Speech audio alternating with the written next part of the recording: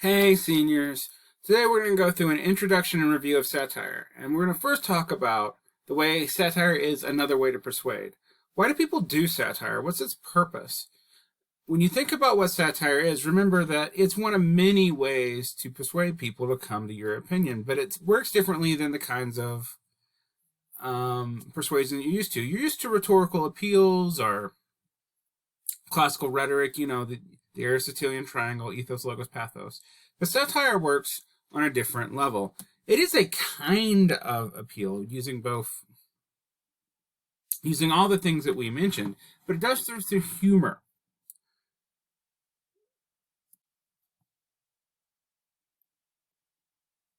So our objectives today, to review the standard techniques for satire. You've already been working on them for 3 weeks.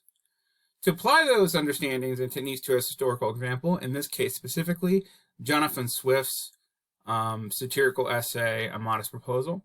To understand the historical context of an example of satire, because satire is super historically dependent. Like, you need to know what's going on. If you watch a lot of, say, adult cartoons like The Simpsons, you'll notice that most of it's actually satire, and you need to know the political and historical situation at the time for a Simpsons episode to make sense. Otherwise, you're not going to always get all the jokes.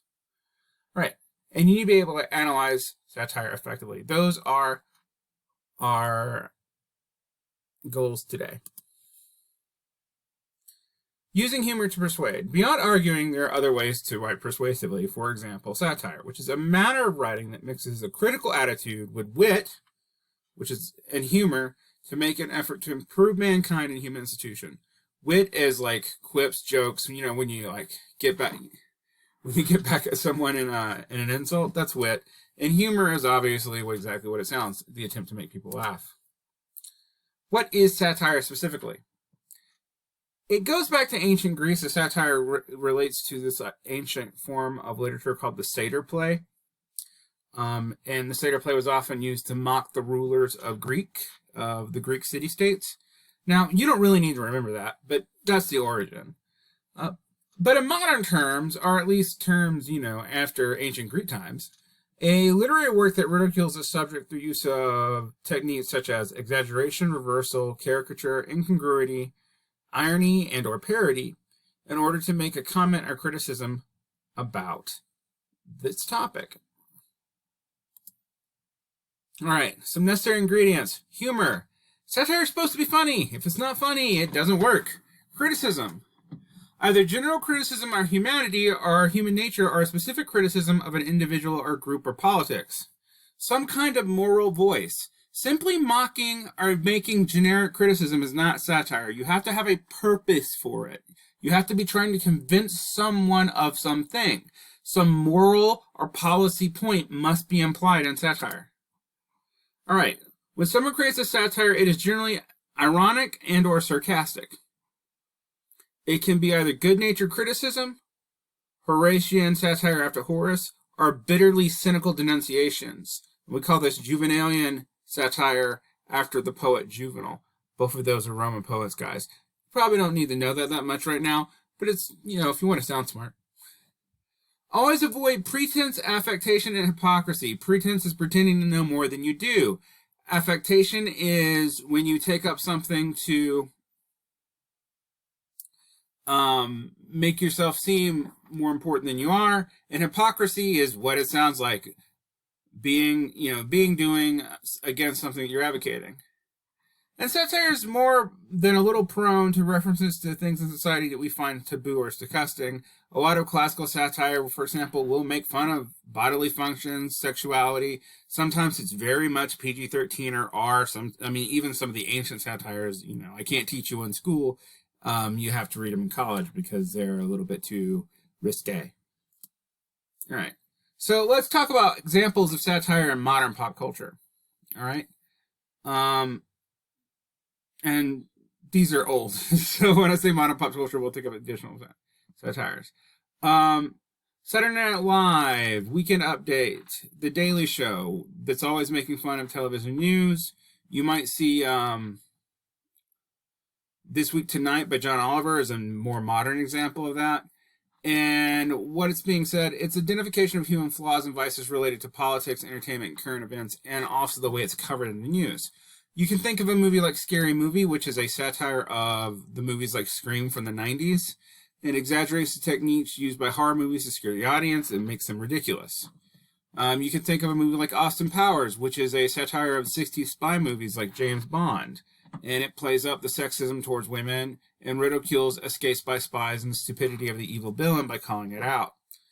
You think of political cartoons. Political cartoons are almost always satirical, and they make fun of politicians and political issues. You can see all the Trump and Biden cartoons you want because we just got through an election.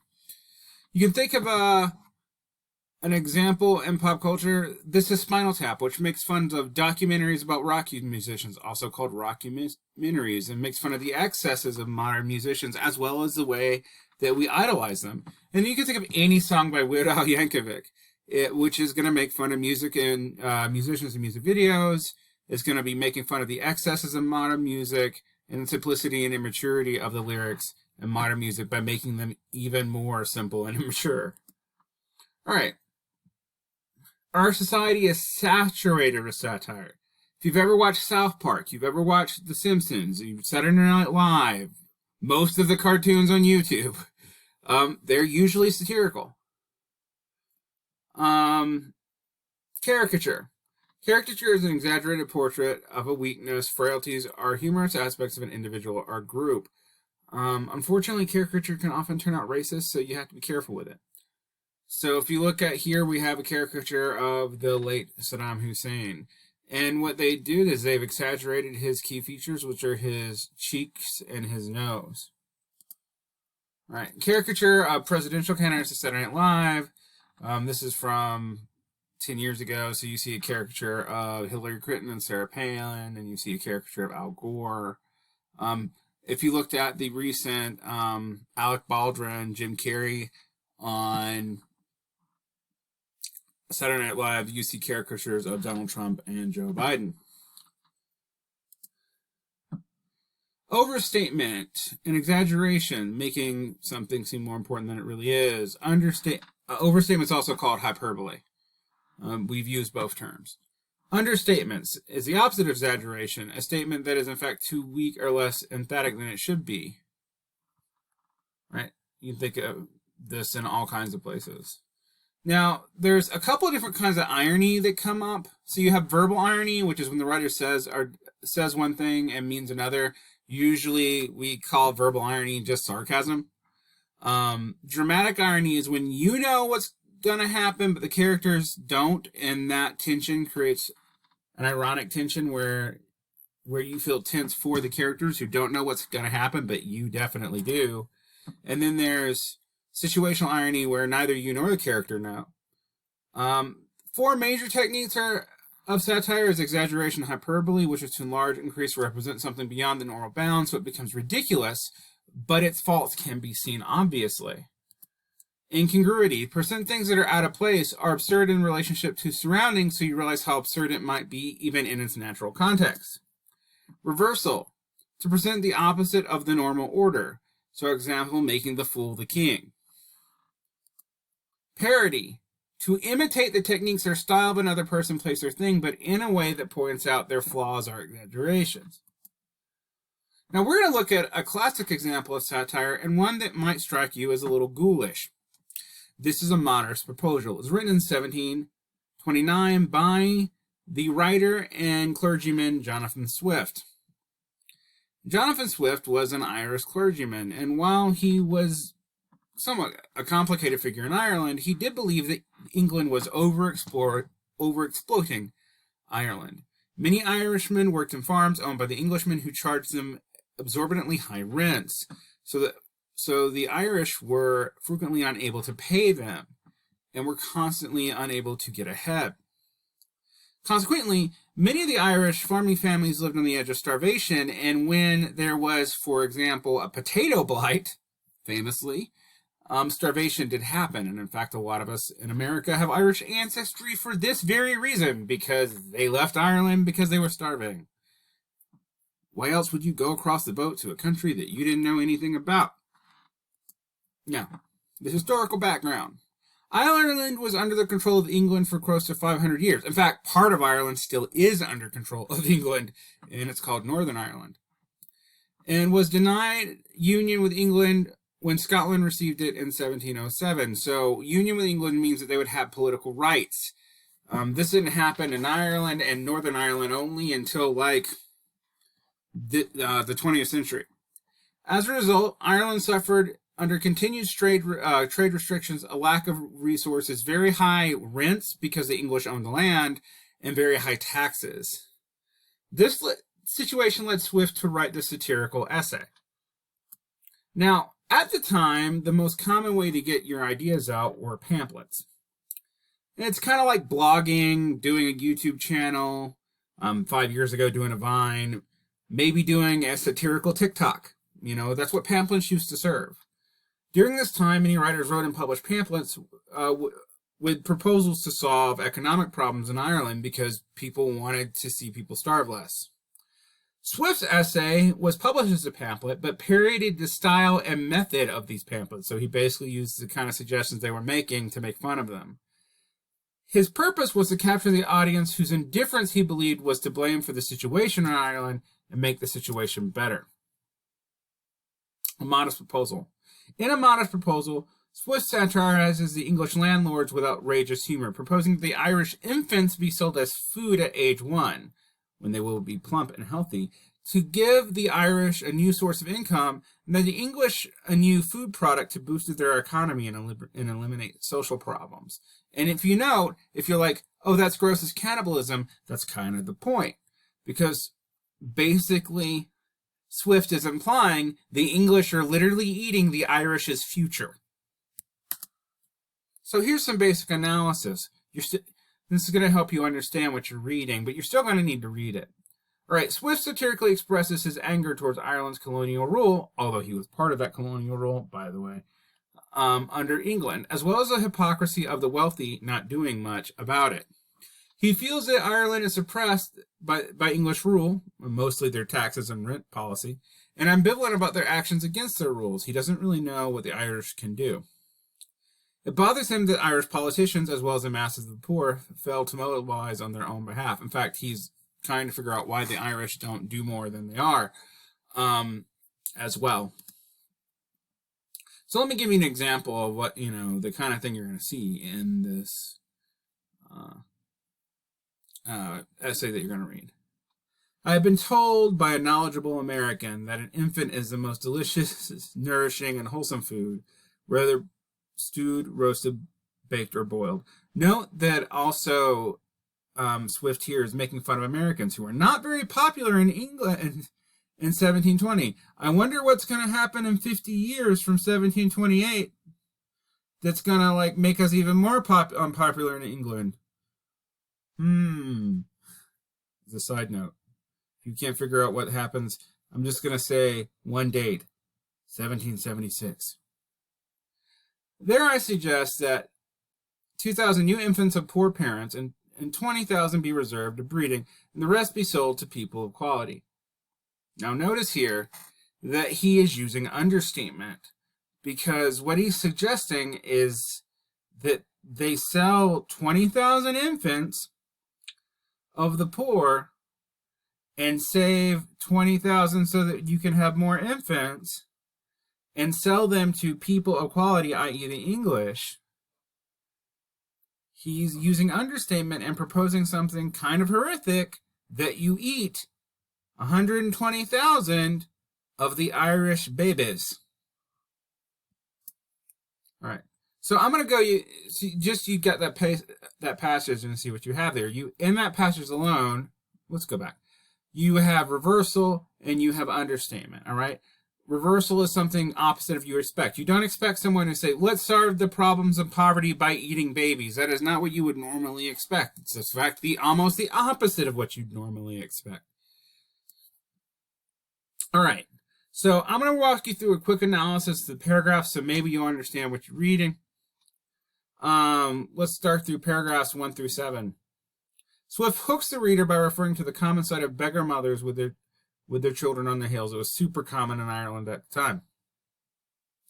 His proposal deals with the problem of children of a certain age whose parents are too poor to support them.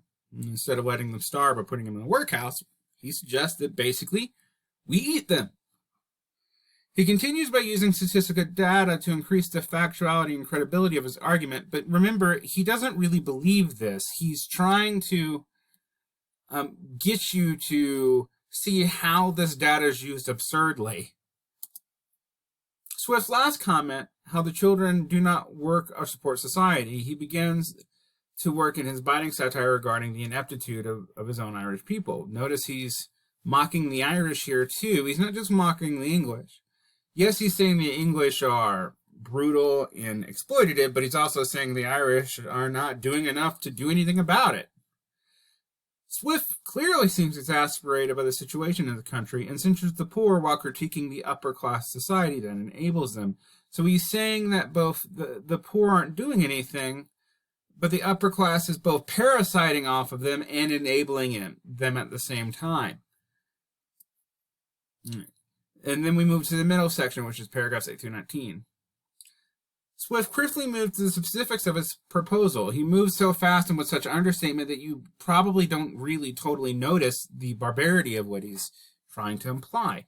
He begins by discussing the price of meat, the delicacy of the aristocratic palate, and the availability of meat year-round. By the way, in this time period, eating lots of meat was a prerogative of the rich and the aristocratic and the nobles. Common people mostly ate vegetables. Meat's expensive. They did not have modern industrial farming. And so if you were on a peasant's farm and you had a cow or a goat, you only slaughter it when it gets super old. And it means you only eat meat maybe once or twice a year at best. Whereas rich people are eating meat all the time. Right? Next, he digresses to a story of cannibalism in the elderly. A group where he won't mention since they will soon die off anyway. So there's no reason to eat the old because why? They're going to die and won't fix the problem of overpopulation and poverty in Ireland. Paragraphs 8 through 19. Swift believes that the people find the consumption of children abhorrent, and as a result, the reader would try to find the true purpose of his proposal. I mean, he's hoping that you find cannibalism, particularly of babies, really, really gross. This section calls attention to the self-degradation of the nation, the idea that the fattening up of a child to feed a starving population paints a picture of an ill society. All parts of that society are ill. The English, the poor Irish for not standing up for themselves. He also frames critique of the Irish Catholic an Irish Catholic idea who regard marriage largely as a union to breed children, and the Irish generally had larger families than the English because of this. There are many stereotypes about how Catholics have large families today, and since we're here in Utah, it's similar to stereotypes about how Mormons have large families, and you would probably see someone from outside of Utah maybe critiquing if we had a poverty problem in Utah and too many kids, making a similar thing here. Right. He also pokes fun at English consumption of all that is Ireland, although he never actually names the country. He's poking fun at how much England actually exploits from Ireland, but he's not calling England out directly, partly because they're in charge of the country, and if he did so directly, he might get in trouble. All right, paragraphs 20 to 28. Who will benefit from Swift's proposal? The rich will profit from the poor paying their debt. And so, the national economy of both countries will thrive, according to Swift. The aristocracy will have a new delicacy to enjoy. The babies of the poor. The poor will receive money from the sale of their infants, and they won't have to feed their infants anymore, which means they'll have more money. Pretty horrible, right? But it is the logic here. Marriage and birth will be encouraged. Men will be encouraged not to beat their wives since they can miscarry, and if they miscarry, you won't be able to sell the yummy, yummy baby. And the exports of meats will rise since the Irish will be eating their own children. Now, if this sounds super dark to you, it's because it is. Swift denounces the absenteeism of landlords who live in far-off countries like English, where they spend the Irish's money without the Irish getting any of it. Swift then moves away from the consumption of children to examine the reality of the Irish economic problems, and many of the arguments presented here were real solutions to the problems given by real people at the time, but they have been previously rejected, so he proposes something completely outlandish to fix the problem and show how bad the problem actually is. And in the last section, in paragraphs 29 to 33, like any good essay, Swift knows there will be objections, so he deals with the counter-arguments, and he presents the opposite side. He offers a list that offers what he has suggested, from rejecting foreign luxury to encouraging landlords to treat tenants with respect. He nears his conclusion by suggesting that if someone else had a better idea, he would like to hear it. Then he ironically ends saying that he humbly asks his proposal to be considered since his wife is not of childbearing age and his children are grown. Notice here that in his understatement, he's actually, again, he's being deliberately hypocritical by pointing out that he would not be affected by the policies he's suggesting. Now, is this an effective satire? That's for you to decide. Do you think, talking about how the Irish are so desperate they should probably eat and sell their babies is a way to make a point? You have to decide. But I hope this video helps you understand how satire can work and gives you the historical context to understand what's going on in Jonathan Swift's A Modest Proposal.